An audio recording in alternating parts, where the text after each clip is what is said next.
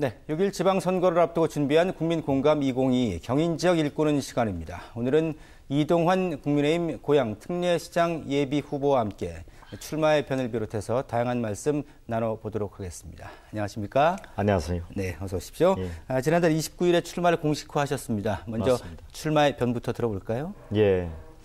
고양시가 그동안 민주당 시장 12년간 고양시 자체에서 그 기간 동안에 일어났던 일들을 보면 고양시가 더 발전하지 못하고 침체되는 모습을 보였습니다. 특히 지난 대선에도 보면 현 정부가 갖고 있는 무기력, 무능력, 그리고 좀 부패한 문재인 정권에 대해서 국민이 심판을 했습니다. 국민들이 어느 시기보다도 아마 스스로를 살렸다 이렇게 생각을 했을 거라고 봅니다. 고양시도 정권 교체를 통해서 시민을 살려야 되겠다 하는 생각이 들었습니다. 특히 고양시에 그동안 주로 행사를 많이 하는 그런 모습으로 12년간의 고양시장, 민주당 시장이 하는 활동 속에서 문제가 뭐냐 하면 재정 자립도를 보면 2010년에 무려 60%가 되던 그런 재정 자립도가 2021년에는 34%로 곤두박질 쳤습니다. 이런 모습을 보고 도저히 더 이상은 시민들이 답답해서 이걸 극복해야 되겠다 해서 결국은 일자리는 정말 줄어들고 경쟁력은 사라지고 그리고 도시 성장도 멈췄습니다. 네네. 그래서 16년 전에 사실은 뉴스위크지에서도 얘기했던 것처럼 미래가 기대되는 고양시 세계 10대 도시에 포함됐습니다. 근데 지금은 그 이미지 자체가 사라졌습니다. 그래서 제가 반드시 바뀌어야 되겠다. 공정과 상식이 통하는 고양시로 거듭나야 되지 않겠느냐. 그래서 힘 있는 지금 여당이 이제 조만간이 됩니다만 힘 있는 여당 시장이 바꿀 수 있다고 생각을 했습니다. 네네. 그래서 더 이상 낙하산 인사라든가 지역을 잘 모르는 인사가 내려와서 지역을 맡아서는 안 되겠다 하는 생각으로 나섰습니다. 예, 알겠습니다. 예. 자, 이제 고양시장 국민의힘 경선 과정이 일단락이 하나가 됐죠. 이제 11명의 후보 가운데 이제 세 분이 이제 마지막 3파전으로 최종 후보가 되기 위해서 이제 경쟁을 펼치게 되는데 그런데 그간 경선 과정에서 좀 불공정했다 이런 지적을 하신 바도 있는데 이 부분은 좀 해결이나 혹은 정리가 좀 됐나요? 예, 불공정이라는 얘기는 제가 보도 자료를 통해서 전달을 했고요. 먼저 말씀드리면 11명이 네. 처음에 이제 접수를 했고 그 중에 이제 3명으로 압축이 됐습니다. 압축된 것에 대해서는 저는 개인적으로 감사하다고 생각이 들고 더 열심히 하라는 뜻이라고 생각합니다. 그리고 함께 하지 못한 분들한테는 미안한 생각이 듭니다. 예. 지금 이번 경선에 진행되는 과정에서 다른 것보다도 조금 불공정한 모습이라는 생각이 들어서 특히 우리 보통 선거를 진행하다 보면 그런 일이 벌어지기도 합니다만 전략공천 얘기가 나왔습니다. 네네. 그래서 전략공천 얘기가 나왔다는 얘기는 공정한 경선을 치르지 않는다 그런 의미이기도 하고 그렇게 됐을 때는 한 후보에 대해서 일방적으로 진행되는 상황이 또 벌어지면 우리 고양시에서는 경쟁력 있는 후보가 뽑을 수가 없다는 것을 확신했기 때문에 공정한 경선을 추구하기 위해서 얘기를 했던 바가 있습니다. 예. 특히 윤석열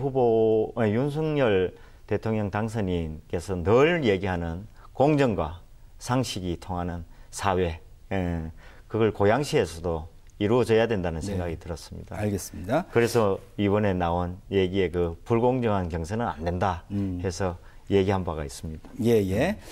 자, 이제 4년 만에 또다시 이번에 또 시장직에 도전을 하게 되셨는데요. 특히나 잘 아시는 것처럼 지방자치법 개정안이 통과되면서 1월 13일부로 고양은 특례시가 됐습니다.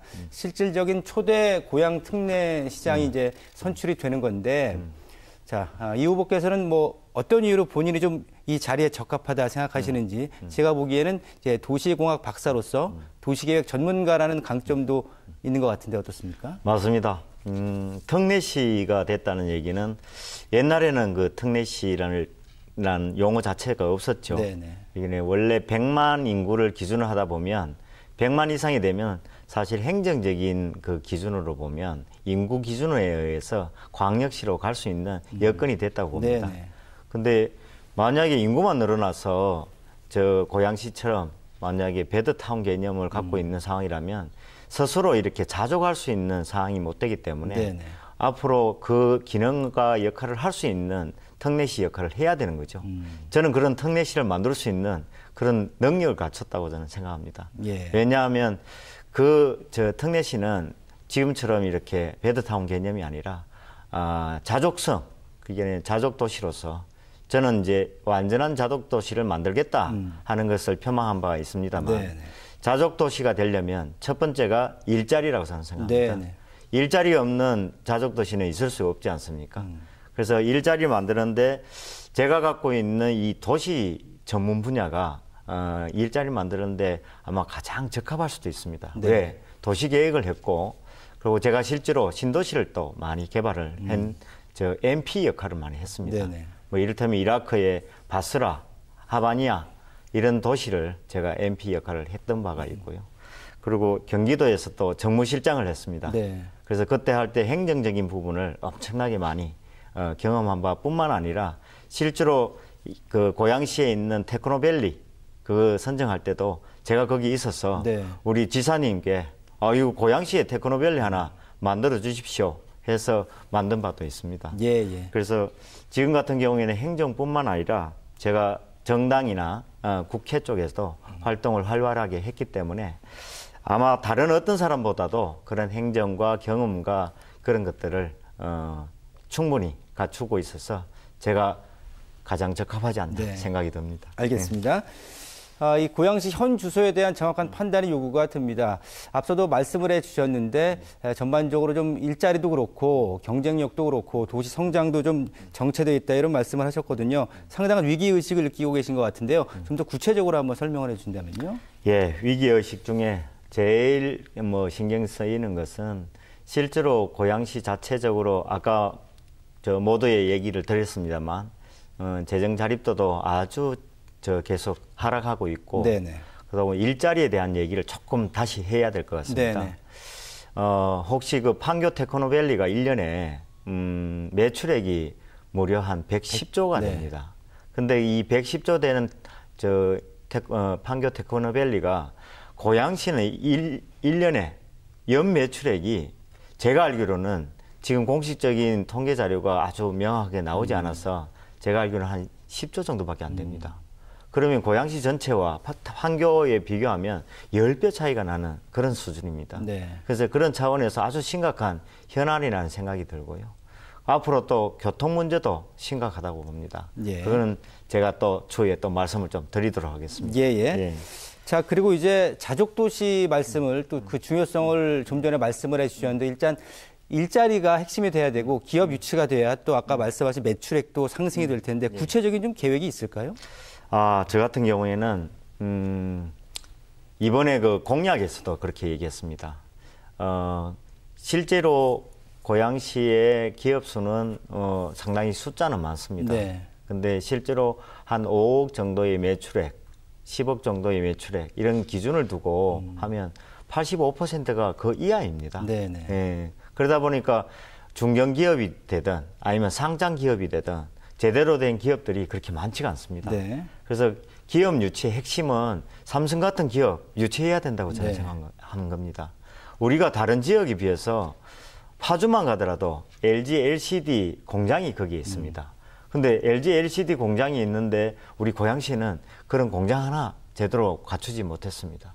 이유는 여러 가지 있겠습니다만 그래서 그런 삼성 같은 기업을 유치하는 것이 정말 절실하고요. 네. 또 하나는 고양판 테크노밸리를 만들겠다. 물론 거기에 대한 보관으로서 제가 말씀드리고 싶은 거는 4년 전에도 사실 얘기를 했습니다. 네. 정밀 의료 클러스터라고 해서 그 바이오 분야뿐만 아니라 IT, AI까지도 포함하고 심하게는 저는 사실 우리나라에서 반도체 얘기를 많이 하는 것처럼 시스템 반도체 네. 같은 분야를 집적을 시켜서 네. 정말 미국에 있는 실리콘밸리 같은 그런 그 기업들을 유치하는 것이 급선무이자 앞으로 해야 할 과제라고 저는 생각합니다. 예, 예. 네. 만약에 이제 말씀하신 대로 잘 진행이 된다 하면 고향의 분위기는 확실히 많이 달라질 것으로 좀 기대하시는 분들이 많으실 것 같은데요. 그리고 언급해 주신 것처럼 이제 교통 문제도 매우 중요한 이 고향 시민들의 요구사항이 많은 분야인데요. 보신 분당선의 일산 연장이라든가 또 자유로 같은 경우도 이제 좀 지하 고속도로를 추진하시고 뭐 이런 사안들이 있는데 좀 구체적으로 풀어주실까요? 예. 교통 문제는 그동안 수차례에 걸쳐서 얘기한 바가 있습니다. 제가 그 국토부에 국토교통부죠. 네. 그게 대광이라고 얘기하고 있습니다. 그렇죠. 네. 대도시권 뭐 광역교통위원회. 거기에 위원장도 제가 만나서 우리 고양시가 이런 아주 어려운 교통 사정이 있으니 거기에 대해서 그 계획안에 포함시켜 달라 했는데 계획안이 미리 벌써 다 정해져 있어서 반영을 못 시킨 바가 있습니다. 네. 그중에 제일 중요한 것이 사실은 서울 접근성이나 서울 접근성 중에서도 강남으로 접근성이 참 중요하다고 네. 다들 생각하고 있습니다. 그중에 노선으로 보면 금방 말씀하신 신분당선 지금 삼성 정도 와 있는데요. 네. 이걸 일산 지역까지도 와야 된다고 생각이 들고요. 그리고 9호선 같은 경우에는 지금 계양역이 종착역이고 실제로 김포역에서 바로 김포공항역에서 네네. 바로 대곡역까지 오면 거리상으로 보면 한 7km 정도밖에 안 됩니다. 그런데 그 거리에 사실 급행 열차를 만약에 유치를 할 수 있다면 아마 고양시의 교통망이 확 달라질 거라고 생각합니다. 또 하나 더 조금 꼭 말씀드리고 싶은 거는 도로에 있어서의 교통망은 다른 지역에 비해서 사실은 자유로나 아니면 강변북로 연결되는 네. 그리고 88 올림픽 도로 정도밖에 없습니다. 그래서 제가 그 지하를 아주 지하 고속도로를 만들어야 된다. 네네. 근데 지난번 그 김현미 장관께 그 말씀을 드렸더니 네. 그것에 대해서는 검토해서 반영하겠다 하고 제가 얘기를 듣고 언론에도 나온 바가 있습니다. 예, 알겠습니다. 자, 이제 시간이 금방 가네요. 이제 마무리로 고향 시민분들께 전하고 싶은 말씀 또 한 30초 정도 해주시면 될 것 같습니다. 네. 예. 아유, 시간이 너무 짧아서 말씀을 좀 드리고 싶습니다. 고양시 정말 어렵습니다. 그리고 그동안 다 답답했을 거라고 생각이 듭니다. 그래서 지금 26만 정도 되는 1992년에 군에서 시로 승격했습니다. 지금 108만입니다. 그 많은 인구에 그만한 인프라가 갖추어져야 된다는 것은 누구나 다 인정하는 내용이라고 생각합니다. 그래서 통합과 성장으로 저 이동환 앞으로 도시 전문가로서 고양시에 조금이라도 기여하고 싶습니다. 그리고 최소한 지난 16년 전에 뉴스위크에서 얘기한 미래가 기대되는 10대 세계 10대 도시에 걸맞게 다시 한번 우리 세계가 관심을 가질 수 있는 도시가 되었으면 좋겠습니다. 그리고 진짜 일꾼 이동환이 특례시가 그냥 단순한 인구가 아니라 새로운 자치시대의 모델로 만들 수 있도록 기회를 주시면 좋겠습니다. 예, 알겠습니다. 감사합니다. 예. 자, 지금까지 이동환 국민의힘 고양 특례시장 예비 후보와 함께 말씀 나눠봤습니다. 고맙습니다. 예, 감사합니다. 네. 예.